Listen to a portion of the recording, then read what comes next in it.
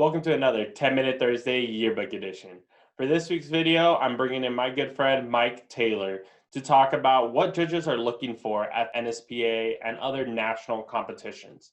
So let's get started. Hey Mike, how are you doing today? Hey, it's me, Mike Taylor, and I'm doing great. Carlos, how are you? I'm doing well. Since this is your first time on the channel, do you mind giving our viewers a little background about yourself? All right, so my name is Mike Taylor, and I work at Walsworth Yearbooks. I am the National Accounts Manager and / journalism specialist. So that means I work with a lot of the journalism organizations. I go to the conventions, I talk, I do all sorts of stuff. Awesome. So Mike, what do you think are some of the things schools should be doing right now if they want to compete? You got to stop saying, I want to compete. I'm ready to compete, blah, blah. All schools are ready to compete every single year. There are two things you have to do. First, you have to send your book in for a critique. The critique is based on a rubrics that a whole bunch of old English teachers that are probably retired now got together and said, do captions have three parts? Do they start off in present tense? Do they have a quote? Do they have all the who, what, when, where, why, how? That stuff. That's the rubrics.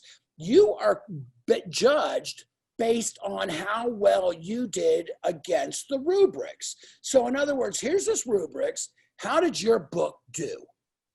That's all that is. That's all that is. You will get something from them all the way from a gold star all the way down to an honorable mention.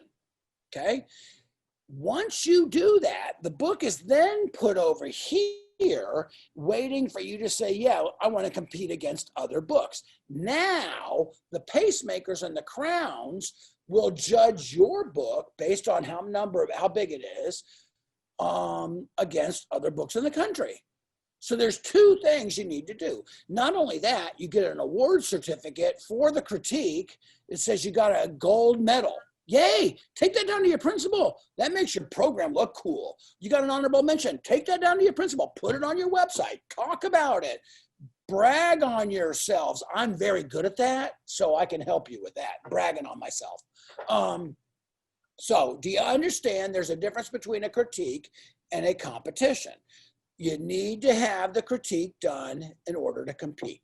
So when should a school go from the critique to the competition? If they get a gold or if they get a silver, when should we make that switch over? It doesn't matter. All you have to do is let them know, because I've seen books that have gotten honorable mention in their critique, but they did so amazing. They did stuff that was unique and different that they actually won a pacemaker or a crown. So don't worry about if you got a low critique or a high critique.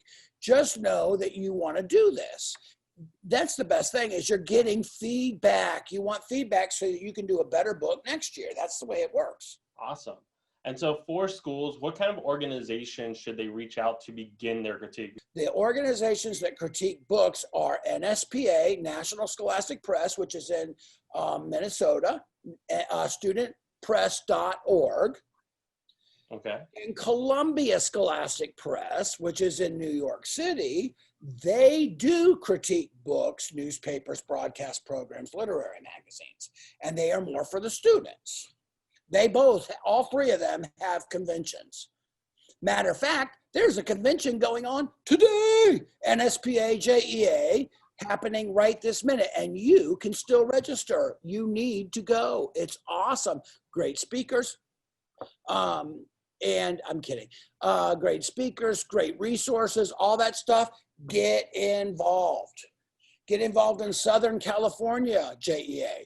Get involved in Northern California JEA. With those smaller organizations, can they still compete within there, or is it just for resources? No, the state orgs also have competition. Awesome. So that's cool to know. Like if they're not ready for the big national ones, they can still do some local chapters and local. Always do your local state first, and then move. And if you can afford the payments, go to the national ones. But always, because your state organizations are where you're going to meet people, you're going to make comrades, you're going to get lots of good stuff for your area. And so just talking about NSPA and all these competitions, with like California still being shut down, we're not going to school right now. There's very few schools really open, and we don't know if we're going to go back in January, February, or what it's going to look like. Do you know if any of the standards or any of the rules are changing within these competitions? I doubt the rules change because the rules are basic journalism, first of all. Standards, heck yeah, they're going to change. But here's the deal. All of you guys are going, ooh, we don't want to do it this year. Why? Why? Tell me why. Tell me why, people. Every single one of the students that are buying a book or in the book are still living. They still have lives out there. They still have stories to tell. They're going to be unique stories. They're not going to be the stories once we start getting these vaccines and going back to school. We're going to all go back. There's going to be some changes, but things will go back to normal. Tell the story of what's happening right now to your students. It's going to take a little bit more digging. So what? Who cares? You got time.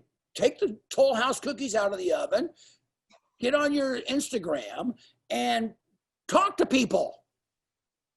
No, I completely agree with you. Everyone has a story to tell, and they just need to get out there and do it. Yes, and they're different stories that hey, I have to walk around with this mask on all day. I'm in a room by myself right this minute, but I have to walk around with this mask on all day. Nobody can see my face. All right. Well, you mentioned rules. So what are some of the rules that schools should follow in order to get? Okay, let's talk about standards. Really well. Talking about standards. Captions need to be in 3 parts. They need to have, the first sentence is present tense. It needs to have some kind of action, something to get information in. Second sentence is answers to who, what, when, where, why, how. Think about the first part of a caption as if the picture is alive right this second, running, jumping, don't use all gerund phrases, but, and then a quote. So captions need to be written correctly. Copy needs to be written correctly. Photographs, use rule of thirds. Hey, you know what? It cracks me up, Carlos. You're a photography person, right? They take a camera. I don't have one here, but everything they take is at human level, about 4 feet off the ground, horizontal. Boring. Nobody ever turns their camera. But when they get a phone, they take everything vertical. Nobody ever turns their phone. Nobody ever puts the grids on their phone. Come on, put the rule of third grids on your phone. Carlos can answer this after our 10 minutes. Design, you need to follow design rules. Dominance, you need to use white space. And I don't care who you are out there, you need to be working with columns and grids. And you need to be making copy and the spread readable. Small type, small understandable type. Stop flooding your backgrounds. I don't want to see flooded backgrounds. I want to see white paper back there. That was perfect, Mike. And check out the links to studentpress.org, Northern California, JEA, Southern California, JEA, NSPA, all CSPA, all of those. You need to check out our links right here. The links will be in the description, and kind of going off of that, which is perfect, is you mentioned rule of thirds. We do have a phonography lesson we did with Brooke Renapang a couple of weeks back that I'll also put in the description, where she talks about grids and how to put that on the phone. And to kind of go on another question, going off of rules, standards, all this stuff, what would you say are the most three to five things you would say that a school needs to use or have in their yearbook in order to not lose points? Cover your student body, cover your community. And schools are not doing this, and I'm on fire about this. You need to look at your community. Make sure you have 9th, 10th, 11th, and 12th graders. Make sure you have equal numbers of boys, girls. Make sure you have LGBTQ. Make sure you have all religions, all races covered. Do not do that. How's that? That's number one. Write stories about people. I don't care. The best thing that we're getting out of this whole thing, Carlos, is events are gone. So you can't write about football. Our football team won a football game against other football players, and they played with a football on a football field. Okay, but you got people. The most important thing right this minute is that's what we've been asking you to do all along. Write about your people. So write about them. I want to hear stories about your people. That's two, right? A third, good photo. I know one thing you like to preach a lot is columns and grids. Why should schools use columns and grids? Columns and grids are going to keep you organized. Look at Carlos's room back there. Behind Carlos, he's organized. I can see that he used a grid structure on his wall to hang up his bags. He measured. It's not that big of a deal. And don't use that silly all pica, what do you call that? The printer's pica thing. Put your columns and grids on. In Walsworth Online Design, it's 2 steps. In InDesign, it's a little bit more than 2 steps, but it's easy to do. You must use columns and grids. Well, is there any other last minute tips or feedback or comments you want to leave the viewers with? Okay, so here's the deal. I'm available to help you guys, especially right now. I'm not traveling that much. I'm zooming in, zooming out like I used to do, but I can help you. All you have to do is go to your rep, if it's Brooke, if it's Nicole, if it's David, if it's Carlos and Monica, Aaron, Elena, any of those reps, and say, hey, we want to work with Mike for an hour, half hour. I can do that. Also, go to NSPA right now, go to studentpress.org and register for the convention that's this weekend, starting today, right now, and it's today, tomorrow, and Saturday. You're going to get a lot of good training. If you're not doing that, you're nuts.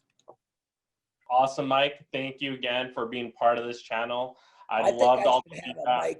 a Mike's 10 minutes. When do I get another Mike 10 minutes? We can definitely bring you back on another session and do another 10 minutes. If there's an idea you have, Mike, let me know. I survey our schools every week to figure out what topic they want. But yeah, again, thank you very much. And I hope all you guys have a wonderful day.